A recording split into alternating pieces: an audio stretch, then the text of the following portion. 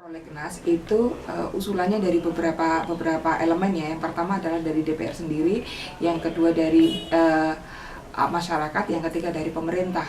Nah, semua RUU itu kan masuk di komisi-komisi. Dari komisi lah itu nanti mengusulkan untuk contoh komisi 9 untuk 2015 nih kita mengusulkan beberapa RUU. Lalu dari situ dimasukkan ke Badan Legislasi. Dari badan legislasi baru di situ dipilih berapa yang akan masuk di prolegnas. Jadi jumlah prolegnas dan sebagainya itu tergantung usulan dan juga tergantung dari diskusi keputusan tiap-tiap partai seperti apa, tiap komisi seperti apa, lalu digodok semuanya di balik. Kalau besok ini sekitar 39 atau 59 sepertinya yang 2015 ini. Terus kemudian kan tadi ada 50-an RUU yang masuk dalam prolegnas. Nah, hingga saat ini sudah berapa RUU yang sudah disahkan jadi UU dan apakah sudah sesuai dengan target yang ingin dicapai? Kan itu untuk 2015. Oh, untuk 2015. Ya, kalau 2014 ini kita tidak mencapai target. Karena hanya beberapa RUU yang kita sahkan dari prolegnas yang masuk.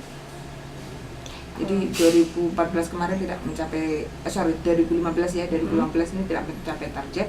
Jadi yang saya bilang tadi itu untuk RUU 2016. Oh, untuk 2016. Oh ya. Hingga saat ini menurut Ibu bagaimana keseluruhan kinerja DPR? Terus kemudian bagaimana tarik-menarik kepentingan antar fraksi yang terjadi, apakah mempengaruhi kinerja Anda sebagai wakil rakyat? Sebenarnya begini, be honest, dari 560 anggota dewan sebenarnya yang bermasalah mungkin less than 20 orang lah. Yang kerja benar tuh 540 orang. Tapi kenapa itu tidak pernah terblow up? Karena kadang-kadang kita juga kalau saya melakukan kegiatan kayak belusuan ke puskesmas, Chris pasti tahu saya ke puskesmas, ke daerah pegunungan dan sebagainya, itu tidak pernah di-blow up oleh media. Bahkan media sometimes media yang nakal, mereka minta uang untuk memblog, untuk menulis tentang kegiatan saya. Tapi sekali ada something happens, yang papa minta pulsa, minta saham dan sebagainya, itu something happen, itu langsung blow up-nya luar biasa. Jadi yang berada di mata masyarakat itu yang seperti itu, yang kita bekerja jungkir balik sendiri ini.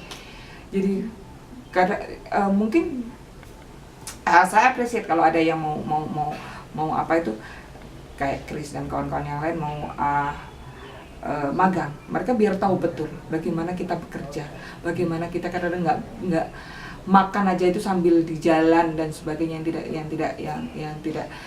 yang tidak tahu lagi bagaimana harus membagi waktu dengan keluarga dan sebagainya.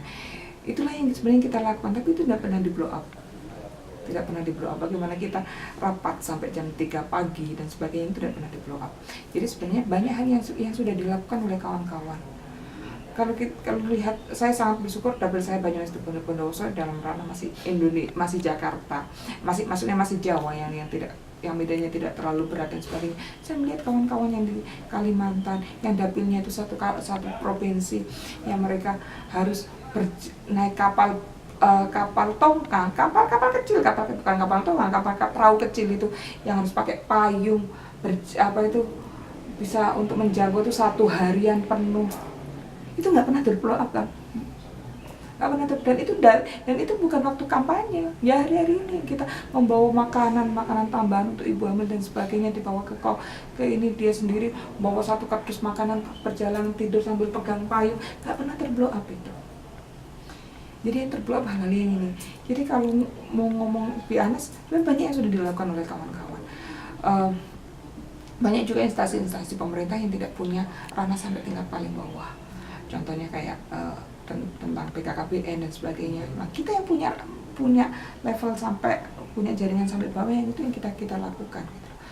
Itu secara kinerja seperti itu. Tapi kalau kita belum maksimal, iya.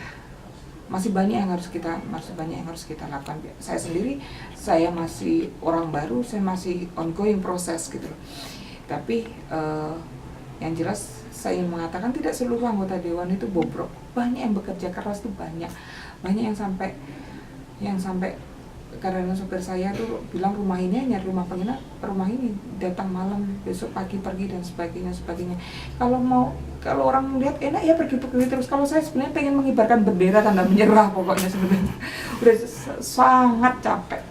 Belum nyampe ke Indonesia sudah harus menjenguk yang lain dan sebagainya itu capek. Tapi ya itu bagian dari pengabdian, karena seluruh tempat kan harus kita sentuh gitu. Kalau maksimal belum maksimal, tapi kalau tidak bekerja saya tidak sepakat. Sudah bekerja sebenarnya, tapi mungkin itu yang tidak pernah terkelola.